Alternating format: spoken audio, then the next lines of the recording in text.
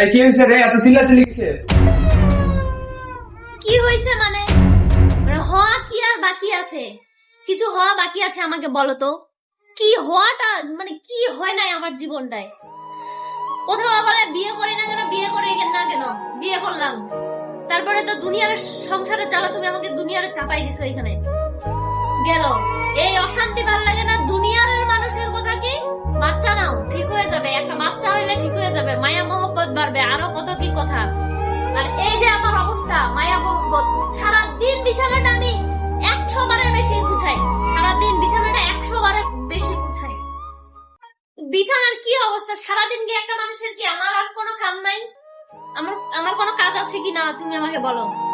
তোমার এক জ্বালা, আসো ভাত বাড়ে দাও, এটা করো ওটা করো, রান্না করো, খাওয়াও, সবকিছু করো, দিয়ে আবার এইটার জ্বালা, এটা সারাদিন করতেই থাকে, সারাদিন এমন কোনোদিন মাথায় কান্নাকাটি নাই।